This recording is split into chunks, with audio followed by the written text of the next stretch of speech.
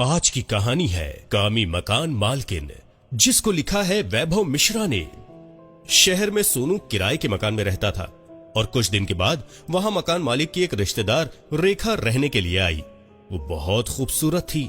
गोरा रंग, कसा सा बदन, काले व घुंघराले बाल, बड़ी बड़ी आंखें, कोई भी देखे तो देखता ही रह जाए। सोनू सुबह उठकर खाना बनाता, बर्तन मांजता और काम पर चला जाता। ये उसका रोज का काम था। ये देखकर रेखा को बहुत तकलीफ होती थी। कुछ दिन बीत जाने के बाद रेखा ने उससे कहा कि सोनू, मैं तुम्हारे लिए खाना बना देती हूं। ये बात सोनू को बहुत अच्छी लगी और अब वो रेखा के साथ खाना खाने भी लगा। रेखा सोनू से खूब बतियाती थी और मस्ती भी करती थी, लेकिन सोनू कुछ नहीं कहता। वो सिर्फ हंस कर रह जाता था। अब सोनू को रेखा बहुत अच्छी लगने लगी थी।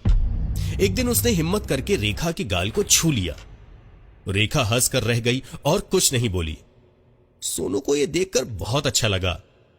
एक दिन जब सोनू काम से वापस आया तो रेखा ने उसे अपनी बाहों में जकड़ लिया और खूब जोर से उसके गाल पर काट लिया।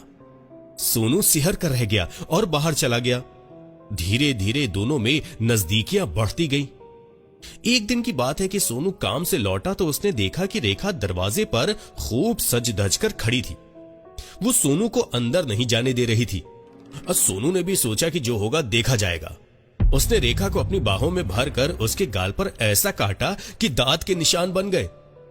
रेखा का गाल इतना लाल हो गया कि उससे खून निकल आएगा, कुछ ऐसा लाल। उसकी आंखों से आंसू निकलने लगे। रेखा ने सोनू को बहुत डांटा। मैं तो तुम्हें दोस्त समझती थी और तुम एकदम निर्दयी निकले। ये सुनकर सोनू शर्मिंदा हो गया। उसने अपना बिस्तर उठाया और सोने के लिए छत पर चलने लगा। जाते जाते उसने रेखा से कहा कि मुझे माफ कर दो, मैं अब दोबारा तुम्हें कभी नहीं छूऊंगा। छत पर लेटे सोनू की आंखों से नींद कोसों दूर थी। ये कहावत भी सच है कि आग और फूस जब नजदीक होंगे तो कभी ना कभी आग जरूर लगेगी। रात बीत रही थी। रात के तकरीबन 11 बज रहे थे। रेखा ने अपना मोबाइल फोन चार्ज करने के लिए स्विच बोर्ड में लगाया और थोड़ी देर बाद रेखा ने सोचा कि क्यों ना वो मोबाइल चार्जर से निकालकर अपने पास रखकर सो जाए। जब वो मोबाइल फोन निकालने लगी तो उसने देखा कि वो गर्म हो गया था। रेखा अंदर से दरवाजा धीरे धीरे पीटने लगी। छत पर लेटा सोनू जाग रहा था। वो सीढ़ियों से उतरकर दरवाजे के पास आया और बोला, रेखा क्या बात है, इतनी रात को तुम जोर जोर से दरवाजा क्यों पीट रही हो? तब रेखा ने कहा, तुम अंदर आ जाओ तो बताओ कि क्या बात है। सोनू अंदर आ जाता है तो रेखा ने कहा कि सोनू, मेरा मोबाइल फोन बहुत गर्म हो गया है। सोनू ने मोबाइल फोन को चार्जर से निकालकर मेज पर रख दिया और कहा कि मोबाइल तो ज्यादा गर्म नहीं है, थोड़े समय में ठंडा हो जाएगा। फिर वो दोनों एक दूसरे को देखते रहे। सोनू बोलता है कि क्या अब मैं छत पर सोने जाऊं? तब रेखा ने अंगड़ाई ली और कहने लगी, अगर तुम नामर्द हो तो जाओ, और अगर मर्द हो तो मेरा मोबाइल फोन ठंडा करके ही जाओ। ये सुनकर सोनू ने दरवाजा अंदर से बंद किया और रेखा को बाहों में भरकर बिस्तर पर ले गया। फिर वो दोनों प्यार के सागर में इतनी बार डूबे कि सुबह कब हुई पता ही नहीं चला। रेखा का बदन इतना टूट गया था कि उसमें उठने की ताकत भी नहीं रही थी।